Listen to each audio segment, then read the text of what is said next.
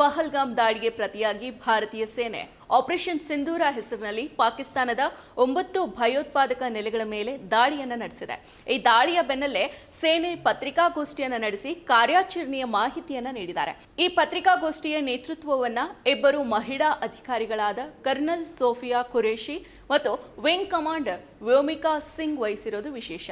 ಭಾರತದ ಇತಿಹಾಸದಲ್ಲಿನೇ ಮೊದಲ ಬಾರಿಗೆ ಇಬ್ಬರು ಭಾರತೀಯ ಮಹಿಳಾ ಅಧಿಕಾರಿಗಳಾದ ಭಾರತೀಯ ಸೇನೆಯ ಕರ್ನಲ್ ಸೋಫಿಯಾ ಖುರೇಶಿ ಮತ್ತು ಭಾರತೀಯ ವಾಯುಪಡೆಯ ವಿಂಗ್ ಕಮಾಂಡರ್ ವ್ಯೋಮಿಕಾ ಸಿಂಗ್ ಪ್ರಮುಖ ಮಿಲಿಟರಿ ಕಾರ್ಯಾಚರಣೆಯ ಬಗ್ಗೆ ಅಧಿಕೃತ ಪತ್ರಿಕಾಗೋಷ್ಠಿಯ ನೇತೃತ್ವವನ್ನು ವಹಿಸಿದ್ರು.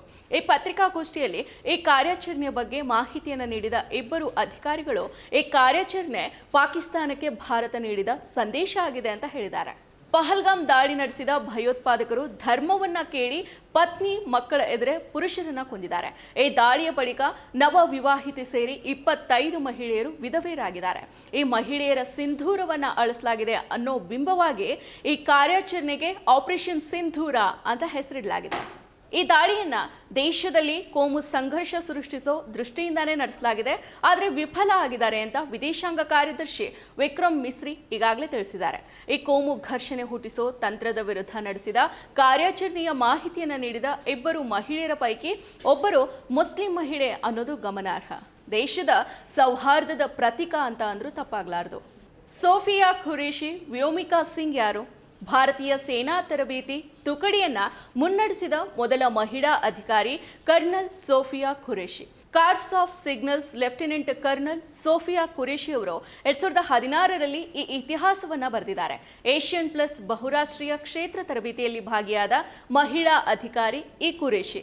ಈ ತರಬೇತಿಯಲ್ಲಿ ವಿವಿಧ ದೇಶಗಳ ಪ್ರತಿನಿಧಿಗಳು ಭಾಗಿಯಾಗಿದ್ರು. ಆದರೆ ಏಕೈಕ ಮಹಿಳಾ ಕಮಾಂಡರ್ ಖುರೇಶಿ ಆಗಿದ್ರು. ಆಗ ಅವರ ವಯಸ್ಸು 35 ಆಗಿತ್ತು. ಶಾಂತಿ ಪಾಲನಾ ಕಾರ್ಯಾಚರಣೆಗಳಿಗೆ ತರಬೇತಿ ಮಾಹಿತಿಗಳನ್ನು ಒದಗಿಸುವಲ್ಲಿ ಅವರ ಪಾತ್ರ ಮಹತ್ತರ. ಕರ್ನಲ್ ಸೋಫಿಯಾ ಖುರೇಶಿ ಹಲವು ವರ್ಷಗಳ ಕಾಲ ಸೇನೆಯಲ್ಲಿ ತರಬೇತಿಯನ್ನ ಪಡೆದಿರೋ ಅನುಭವವನ್ನು ಹೊಂದಿದ್ದಾರೆ.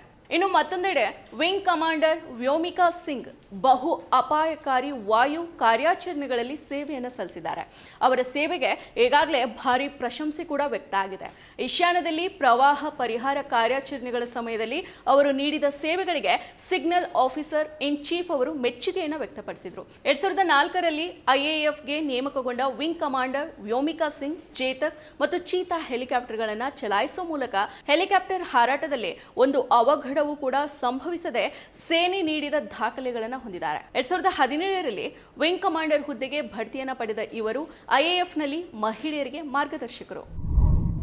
ಮತ್ತಷ್ಟು ವಿಶೇಷ ವಿಡಿಯೋಗಳನ್ನು ನೋಡಲು ಮತ್ತು ಹೊಸ ವಿಡಿಯೋಗಳ ಬಗ್ಗೆ ತಿಳಿಯಲು EDina.com ಯೂಟ್ಯೂಬ್ ಚಾನೆಲ್ ಸಬ್ಸ್ಕ್ರೈಬ್ ಮಾಡಿ ಮತ್ತು ಬೆಲ್ ಐಕಾನ್ ಕ್ಲಿಕ್ ಮಾಡಿ.